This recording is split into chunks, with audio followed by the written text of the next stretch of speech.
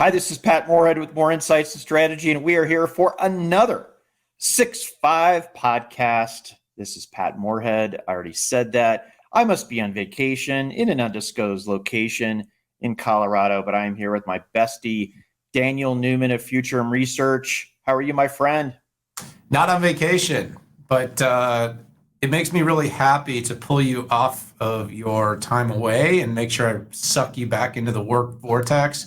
But that's only because as your bestie, I know you actually get a lot of joy out of work. So those tweets about, oh, woe is me, I'm working on vacation. I actually believe it's sanity for you to put in a couple hours every day because you love what you do, just like getting on this pod. It's the best part of your week. Hopefully no one in your family's listening, but that's just what's up. No, but they all left this morning and they're watching a balloon show. So hot air balloon show is dad. And yeah, you'd much rather look at hot air balloons than do the pod with me, right? To be honest with you, getting up at 6 a.m. and seeing some hot air balloons, I'd rather be here. But no, this. In all seriousness, this is my favorite time of the week. And if this is your first time here, we cover 6 topics for 5 minutes each, maybe 10 if we feel like it's our show. So we can do whatever we want. But in reality, we do what our fans want, which sometimes is talking between 5 and 10. Where we do talk about publicly traded companies, like we're going to talk about Oracle today and their earnings. Please don't take any of this as investment advice. But no, we do have a great show. I mean, there was a lot of stuff happening, Daniel. We had to figure out, what do we put in? What do we prioritize? What do we kick to next week? But we're going to be talking Oracle earnings, IBM LinuxOne announcement, Adobe earnings and acquisition, maybe going, trying to go after Figma. We're going to talk about a big Cadence announcement, auto AI, basically. We're going to talk about the latest round of Tesla self-driving issues. And then finally, ARM had a big disclosure on its infrastructure. We're going to dive in. But let's kick off here with Oracle earnings. Could Oracle do it again in the cloud, Daniel? Well, let's just say Oracle had a pretty good quarter. It was a mixed result on top and bottom, but overall, given the global macro situation, Oracle continues to impress. I'll spend less than 1 minute because this isn't really news. This is analysis, but just a quick minute on, hey, the company did well. It did great on revenue. It did good on the bottom line. It did add creatively a component of the Cerner acquisition, which made the growth look a little bigger than it really was.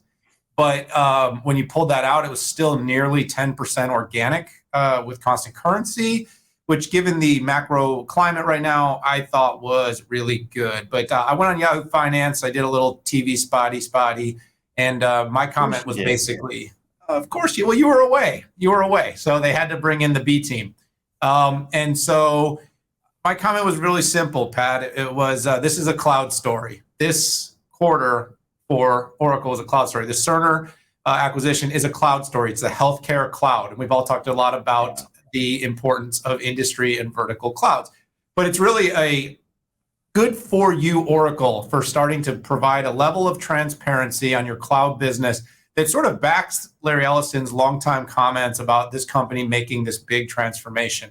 You don't know the background. Oracle, about 70% of its revenue is totally recurring in the sense that it's all tied to its core and legacy business, which has always made it a very stable and solid business to invest in during periods like this, with a high percentage of that revenue accounted for. And then, of course, consistent margins, dividend, buybacks. The company does all the things that make investors feel more secure in these really volatile times. But is there a growth story here? And I think that's really what has made a lot of us as analysts excited. Now, they asked me the question straight away, like, what's up with the Oracle Cloud? And I think you and I have said this 20 times, so I'm just going to say it really quickly. The evolution from the original Oracle Cloud to now has been impressive. It's been very good. And that's why the company is seeing more wins. And then the company obviously has split its cloud story into really 2 buckets. It's an infrastructure story and a SaaS story. And now they're basically able to disclose very valuable data on where they're at. So the cloud revenue is going up substantially, 45% this quarter, $3.6 billion. So as I said, I think 1 or 2 quarters ago, it's more than a $10 billion a year business. That's pretty good. They also gave some data on the breakdown. So the infrastructure business, everybody always wants to know how much infrastructure is being sold. Well, it looks like Oracle's trajectory on the cloud infrastructure, its IaaS business, is about $4 billion a year right now. They had 0.9 this quarter, and it was a 52% increase year over year, 58% constant currency. And then, of course, for a longer period of time, we've been tracking the application revenue, the SaaS revenue, and that fills the rest of the gap. 2.7 billion, 43% up, 48% in constant currency, with strong back numbers from Fusion at over 30% and NetSuite in the high 20% of growth. So Oracle is a cloud story now. This quarter was robust. Guidance was solid. The economy sucks. And so right now, it really doesn't matter. And if you're good, if you're bad, everything that was good a year ago is bad now. But what I would say is if you're looking for a company that has a combination of stable revenue, good margins, is going to be robust and necessary in any economy, Oracle is telling that story, and they're kind of giving a little bit of a cherry on top by adding a higher growth cloud story that investors and technology enthusiasts should be excited about. Let's just put it this way. This ain't your mama's Oracle anymore. You pretty much sucked all the oxygen. Come on, it was like 2 minutes. I only talked for like 2 minutes. No, you hit exactly what I want to hit on. But I guess what I would say is hell does freeze over as well. He's cutting deals with AWS to put HeatWave in the AWS cloud. And HeatWave, if you're not familiar with it, is a NoSQL database that can either be on-prem, can be in the Oracle cloud, can be in AWS. And it puts a lot of the data in real memory and gets a hell of a lot of performance out of it. And, here we have, if you remember, there are 2 companies that AWS makes fun of and picks on in all of their reInvent conferences. The biggest one is Oracle, and the second one is IBM. And if you saw OCI, which is their IaaS platform, OCI 1.0, it really was not good. It led in nothing. It was expensive. Larry brought in some folks from, quite frankly, he hired them from AWS and came in and built OCI 2.0, which is completely serverless. And he moved his applications, completely rewrote his on-prem applications that then turned into Fusion. So that 52% growth in IaaS is pretty much the highest growth rate in the top 5 clouds. And I know people will say, it's not that big, but it's at least $5 billion of IaaS, which is super impressive if you see that OCI 2.0 really only started 2.5, 3 years ago. They've literally only been in business for 2.5 or 3 years with something that was even slightly competitive. So, hats off to Oracle. I don't fully understand why their stock skid more than most. Maybe investors were looking for a bigger bump from Cerner. Maybe not. Maybe you're it's the selling economy, dude. It sucks. The economy sucks. They dropped lower than others. So you remember the CPI came out like the next day. So we got the inflation data the next day. And, while you were on vacation, I'm not saying that cynically. I'm saying that took the whole market down. It's such a huge magnitude. You want to talk about getting crushed? Wait till we talk about Adobe. So I'm just saying, I think, Pat, I think it's CPI. I think the inflation is way more persistent, and we don't have any strategy but a blunt force freaking sledgehammer to crush demand, and it's going to take tech with it. And I'm not happy about it, in case you couldn't tell. No, I appreciate that, and you're right. Even though I've been working 4 or 5 hours a day, it's not 12. Teasing, dude. Bro, we all take do what we do, so it's all good. Hey, let's move to the next topic. Right on, bro. which is IBM announced its latest Linux-based mainframe called the Emperor 4. And you might say, well, why talk about mainframes? Well, mainframes are more popular today than they were 10 years ago. And there are a lot of reasons for that. So I'm just kind of giving the backstory here. But LinuxOne obviously runs Linux. We're in the 4th generation of this. And it essentially uses the guts of the latest Z16, but uses a very different software ecosystem.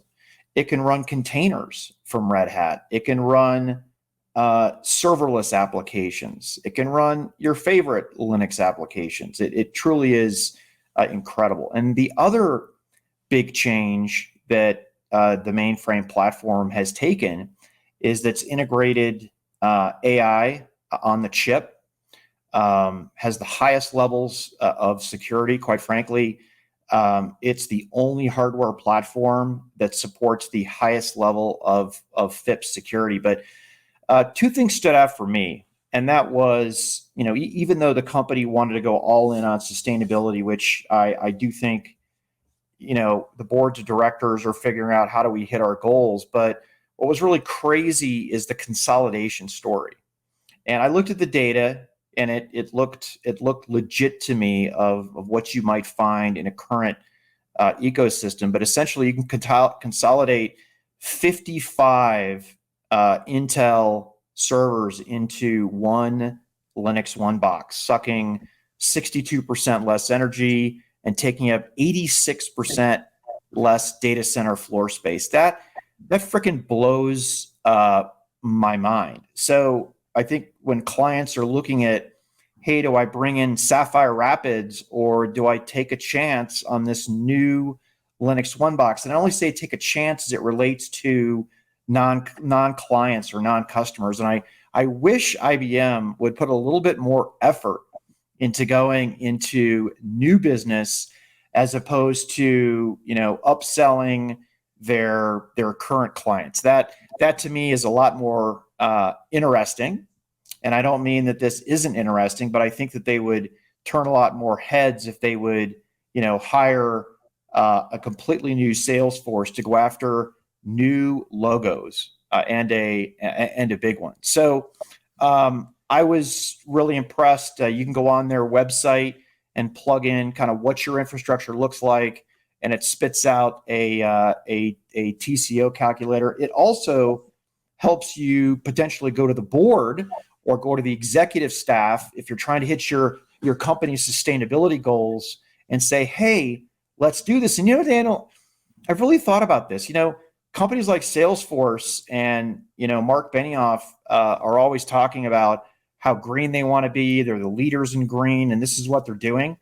Shouldn't companies take a chance if they're currently using x86 servers today, either on-prem or in the cloud, take a chance on this LinuxOne box that, by the way, fits in a standard rack, fits in standard power. You don't need water cooling. You can use air cooling, just like all of your x86 stuff. If you're running Linux apps, you can run them on this platform. Freaking consolidate 55 Intel servers. That's pretty cool. Yeah, I mean, I could think of a company that may not be a huge fan of that idea, but we do have to be somewhat, we have, as analysts, have to, we have to set shape to the market. And in this case, there's a pretty significant argument to be made. Sustainability is at the top of every company's mind. You go to an event right now, you will not hear a keynote where a company does not lean into how they're helping Mother Earth, the carbon net zero.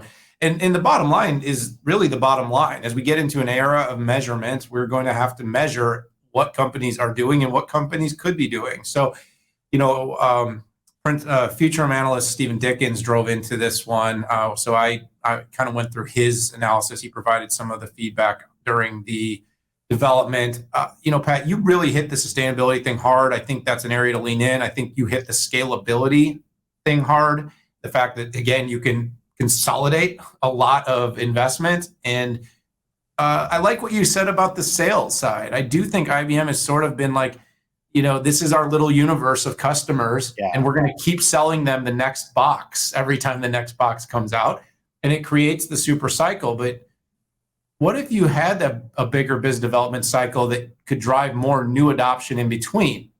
And I guess that is the question of, are new customers open to the idea of this type of technology versus what would be considered more traditional or nouveau cloud architectures?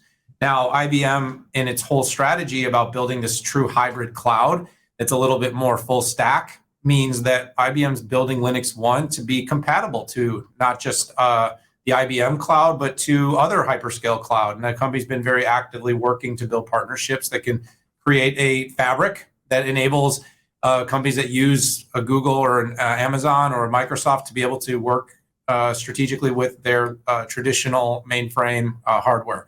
The only thing I'd add, Pat, is I thought there was a pretty impressive, you kind of touched on the on-chip integrated accelerator.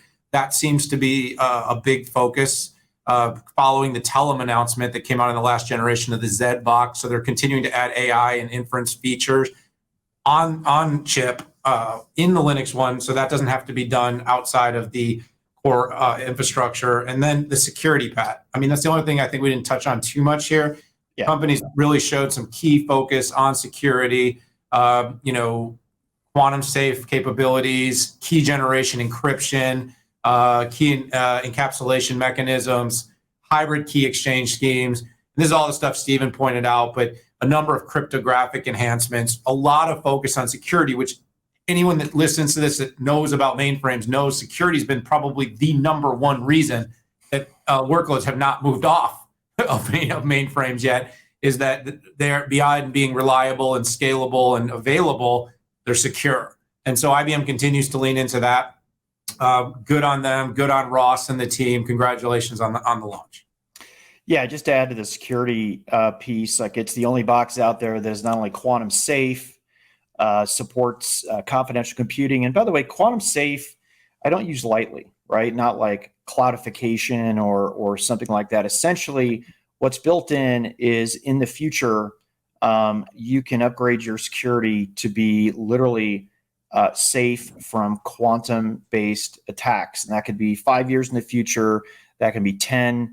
That could be 10 years in the future. And the company brought out a really interesting stat, which says you can execute up to 20 billion secure transactions per day based on a microservice-based application running on Red Hat OpenShift. I mean, it just blows my mind. But anyways, great ads there. And Steve might know a little bit about this stuff, given that he used to be in charge of mainframe sales at IBM, or at least an executive in there. I think you led the offering on the LinuxOne and the Z box, but let's just say that there's no one more passionate about it that I've ever met, maybe but Ross. Yeah. So it was definitely a very in-depth. I'll put it in the show notes, Pat. But you wrote a great piece on it too. You put a research report out, and that'll be in the notes as well. Hey, I appreciate you helping me plug my own research reports. I always plug you, dude. I always plug you. Yeah, I'll have a Forbes article coming out sometimes after I get back from vacation. Read his Forbes article. It'll be awesome. Yeah, I appreciate that. So, hey, let's move to the next topic here. This is going to be a fun one. We really have two topics in one, and that is that Adobe is looking at buying Figma for $20 billion. And then Adobe also pre-announced by a couple hours their earnings. Daniel, why don't you take this one? Yeah, so I'm going to hit the earnings in about 15 seconds, and then let's talk about Figma. The earnings were really good, and no one cared because the Figma deal came out at the same time. And when you make a deal with some of the stats, and I'll talk about them in a minute, and I'm gonna play the bull here because I think you're going to help me play the bear a little bit, and we can come around. But the earnings were good. The company beat top and bottom. Their guidance, given the kind of overall guidance adjustments we've seen this quarter from a lot of companies, their guide was still pretty good. Still going to beat on the bottom line. Maybe a slight pullback on the overall revenue expectation. Called out the headwinds, but still a ton of demand. I mean, this company is a company that enables digital, so it doesn't have a big physical presence requirement for it to gain more demand. In fact, but as things like e-commerce slow, that could affect it. But at the same time, as holidays roll in, that's a tailwind for a company like Adobe. So the fact that it came down 10% to pre-pandemic lows, I want to point that out. Almost as if the company has not grown, and it has. The record revenue this quarter for Adobe. Now, let's just talk about Figma, though. For those not familiar, I'm going to really overly simplify this, but if you're familiar with like visualization software like Dassault or 3D Excite that's used for creating products in a collaborative space, this is the collaborative whiteboard for creating a digital experience. So when you're designing your Netflix, this is go in and have an area that everyone can work and co-design at the same time and move things around and create a visual experience and a commerce or a customer journey in a shared environment. That's what Figma did. I'm going to kind of do some economics history here. Figma is a 10-year-old company, okay, or a little over 10, 2011 start.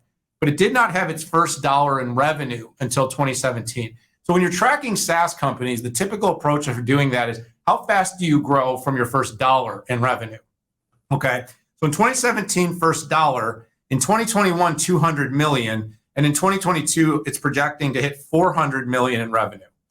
As a little bit of a backdrop on what that means, the average SaaS, cloud scale SaaS company takes 4.5 years, I believe it is, to reach $10 million from their first dollar of revenue. Yeah. Okay. Only 8 companies of the 72 cloud scale SaaS companies that were measured in at least one study that I looked at got to 100 million in less than 5 years from revenue. Those are Slack, Square, Dropbox, Elastic, Hortonworks, and Pivotal. So it's actually 6. Sorry, not 8. Sorry, 6. I can count, but not this time. And Friday, on average, most companies take 10 years to 15 years to hit $100 million. And let's just be clear here. This company hit $400 million in 5 years. Why am I sharing this? Well, cloud economics are interesting. And a lot of times, even as these companies were hitting $100 million, they didn't make any money. This company is net operating profitable. So they're making money. They kept 90% margins, 150% net customer retention. One of the fastest, if not the fastest company to hit 200 million, if not 400 million. They're going after a $16.5 billion TAM, and they have almost zero cost of customer acquisition. And the reason I point all this out is rare companies are still rare. And so when you're an Adobe and you're looking at a market you want to go after, you have to consider, well, what would it cost us to build this? Well, XD was their product and it hadn't succeeded. They were de-investing in it. That's right. The only competitive product they have, and they don't use it. They're not selling it or promoting it. So this is an augmentation of their current revenue. It's not going to be a competitor. The question is, there's some antitrust stuff. I'll let you do that part. But in the end of the exercise, a company that's creating that kind of margin, this kind of growth, does it warrant a 50-time forward earnings? And a year ago, I think everyone would have just applauded and been like, this is great. But in this economy, it's really hard to get away with it. So I'll leave it at this. In this particular time, in this market, it's very hard to say that was a good decision for Adobe. It's very hard to say it. However, in 5 years, if the company continues to grow at this rate, they will look back and we will realize that once again, the crazy hive mind market pundits will have gotten this wrong, and Santanu and the leadership at Adobe got this right.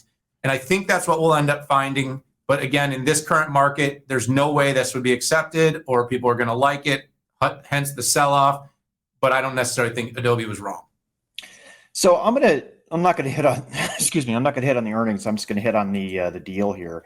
Yeah, it's interesting. I was thinking through this, and this absolute ridiculous 50x in this time frame. And Daniel, you kind of got me into Succession, and I was wondering, hey, which Waystar Royco deal is this more like? Is this like the Valter deal, or is this the Gojo deal? And if you remember the way that Vultr ended up, they essentially just went in and shut down the company because they lied about all the. So it's probably not going to end up like that, but maybe more like Gojo, where literally they came in and did that. But then again, when I look at Vultr, it was this young company.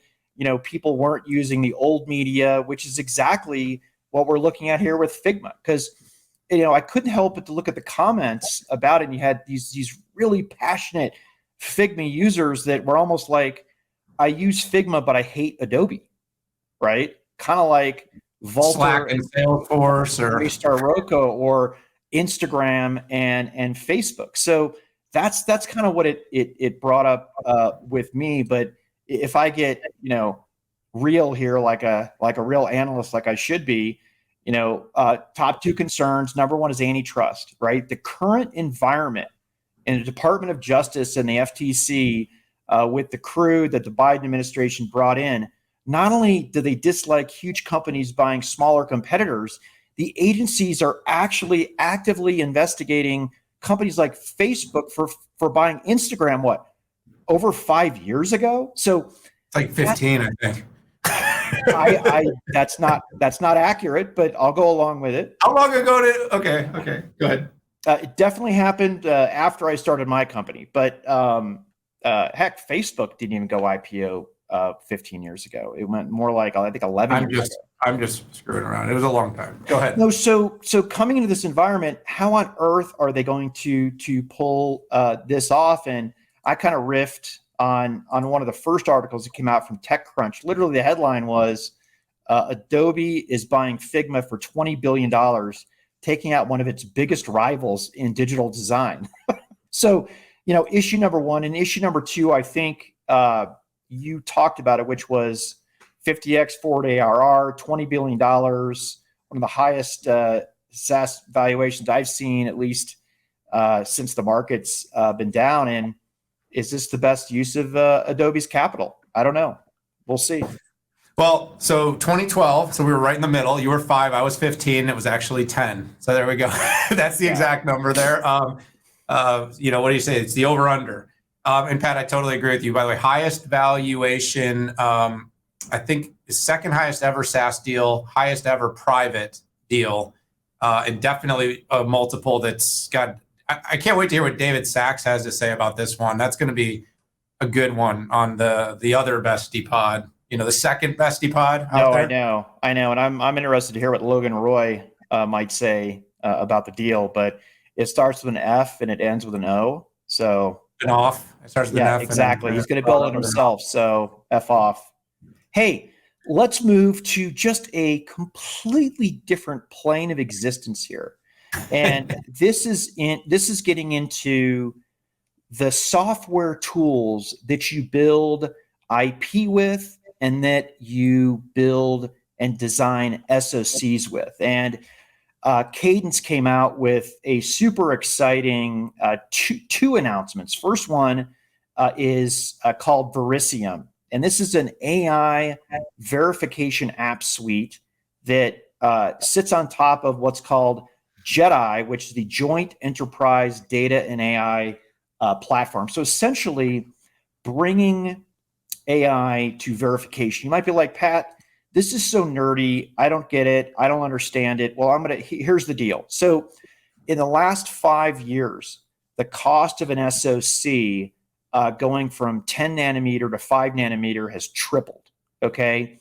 And inside of that, you have 5 costs, right? You have IP qualification, right? That's like a CPU, qualifying the CPU you might get from ARM.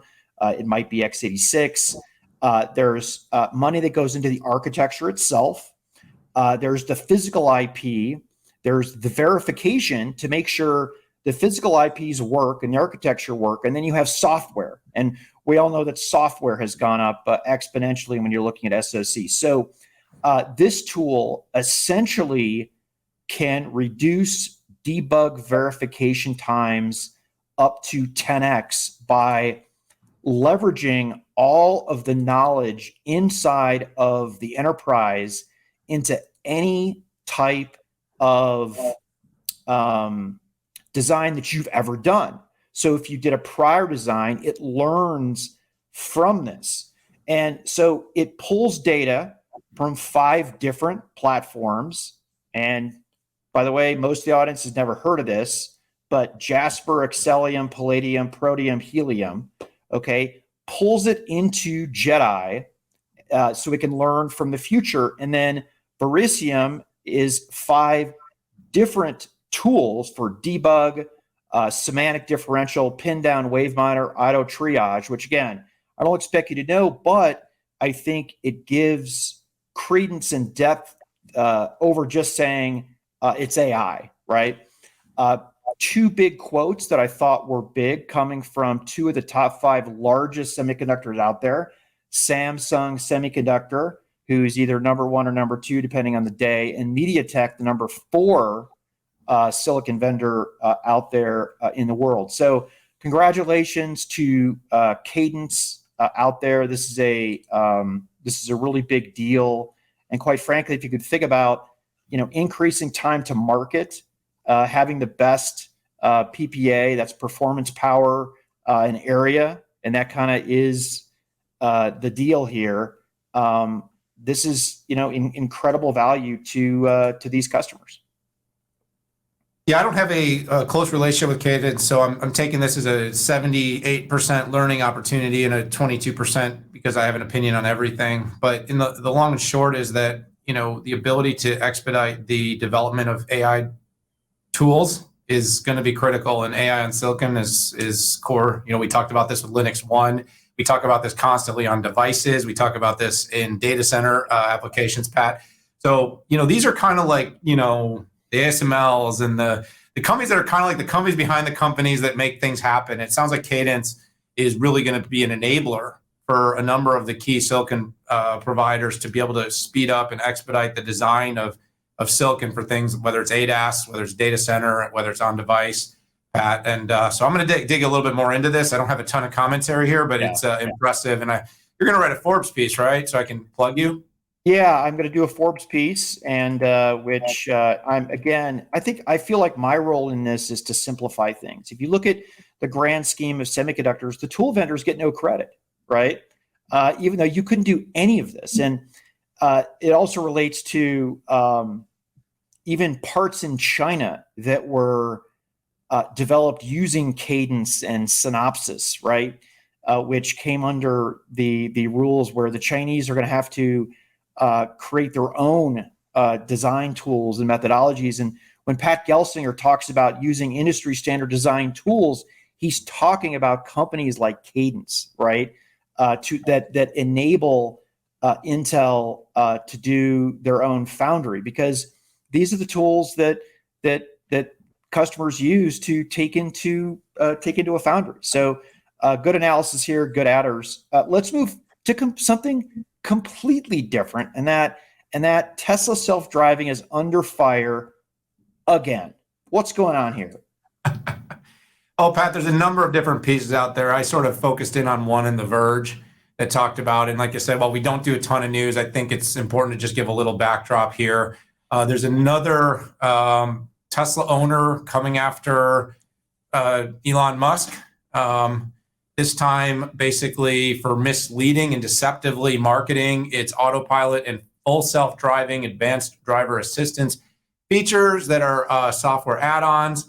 This is a individual plaintiff, I believe a gentleman named Briggs Matsko. And by the way, there's another class action going on as well. So there's an individual and a class action. Going back to about 2018, people were paying $5,000 for what was kind of a full self-driving. I believe in the newer year now, that's gone up to $15,000, but yet it's not working all the way. He's basically talking about how, this full self-driving has been promised for many years. In 2018 or 19, Musk said, Tesla was going to make a cross-country trip. Here we are in 2022. This hasn't happened yet. We, of course, have heard about crashes all over the country. I won't say they are endemic or anything yet, but there's been a number of them that have happened, and obviously there's been some deaths, and this is part of, I guess, innovation when you can't do it in a virtual world. But that's a big problem. So, the company is basically it's been facing scrutiny for this for some time. Pat, we had a really interesting discussion with Luminar CEO Austin Russell, who has also brought attention to how the computer vision only approach that is being used by Tesla isn't meeting the needs. And, I know Tesla got real upset about some of the demos. You talked about another gentleman, I can't remember his name, that came out just a few weeks ago and also full head-on assault on Musk between having to buy Twitter and no longer wanting it, his full self-driving under fire, and now this lawsuit plus the I think California has another lawsuit, right? That's the one is it California, Pat? And I don't want to 100% here. Musk is kind of like a constant, he's like a fireball in the media right now. And, overall, Pat, I guess this is where I come in with an assessment and say, how do you break the standard, take risks and chances, and do so in an industry like this where safety is so sensitive? How do you make promises for a capability? But obviously, we know now that capability is not quite as capable as it's been promised. We've got a whole world kind of with their eyes on Musk, and we have a pretty significant amount of data now that says what's being promised isn't really what's in the market. And at the same time, I like Elon Musk. So this is not like I like that he's bold. I like that he's ambitious. I like that he stands up to things. But Pat, I think he might be in a little bit of trouble here. Yeah, Daniel, I never really fully understood the veracity of the Tesla crowd until I started bringing some truth to the reality of Tesla cars. I'm not a newbie. Listen, I have run engineering groups. I've run businesses before. I know how these things work. I applaud Musk. I think he's a freaking genius. He is our age's Howard Hughes. And by the way, if you know the history of Howard Hughes, he had some weird peculiarities, just like Musk does. And I think there are certain brains and types of brains that enable this. But, let's get to the reality. I mean, the National Highway Transportation Safety Association brought out numbers of Tesla crashes in the US where ADAS was enabled, right? And in July, there were 51 crashes where ADAS was enabled at the time, and airbags were deployed 46 times out of the 51. So that means all these crashes were big, okay? And I get back to what you talked about, which was in 2016, Musk made the claim that he was going to do a coast to coast by 2018. And he said every single car built since October 16, and this was with HW2, will be updated. And Elon doubled down in May 22nd of 2017 and has said, hey, we're still on for the end of the year, just software limited. Any Tesla car with HW2, by the way, that's the NVIDIA silicon, will be able to do this. And here we are in 2022, over 5 years, over 6 years on the initial claim, and we're not here yet. So I believe one of the biggest mistakes that Musk made and Tesla made was getting rid of radar and never adopting LiDAR. And, at the time, LiDAR was this massive puck, right? And you can look at some of the Google cars that are going around as robotaxis. They're huge, right? That's how you know there's LiDAR. But companies out there have absolutely brought down the cost to below $1,000, like Luminar. You have other companies doing silicon like On Semiconductor for the automotive. You have Intel bringing down the cost of LiDAR. And I think that Musk really needs to reassess. I don't believe that he has the on-chip hardware enough oomph to make it happen. Do I have the exact figures on that? No. Does Musk keep improving the software? Yes. Are there still big issues with it for FSD? Absolutely. I think the company should have a cooling off period and reassess. Otherwise, the government's going to step in, and the government already is with this. And we know our current administration, just a quick booma, clearly doesn't like Tesla all that much to begin with. I mean, after having 99% of the EV market in the US, didn't even get an acknowledgement when we were talking about electrification. So, a little chip on Musk's shoulder. I mean, I think you said it really well. He's got an opportunity to adopt second and third layer technologies that would provide a much more precise full self-driving capability. And for whatever reason, just absolutely steadfast that it can all be done with computer vision. I don't understand what that is other than stubbornness. You mentioned the Howard Hughes thing, Pat, but anyhow, I just think, it could be better. It's not, and there are lives at risk. And that's not something to take lightly. Even one life when you don't have to, it's, sometimes I feel like we're really callous and apathetic about things like that. Yeah, and just to circle back, I mean, ADAS is safer than a human. I realize that, but that's ADAS. When you do FSD, it's a completely different ballgame. So let's move on here. Final topic. ARM did a infrastructure update where they talked about an updated Neoverse V2 called Demeter, I'm not too sure, and some updates on their V and E platform. So some of my biggest takeaways is, for the first time, ARM is saying they will have leadership with single socket, one thread integer cloud performance. And that's over Intel, and that's over AMD. Now, I don't think that they know what Ampere computing is coming up with, but we'll see. The other thing was that NVIDIA's Grace super chip is in manufacturing, and the claim there was 2 times the performance per watt over x86, and I think that was a big deal.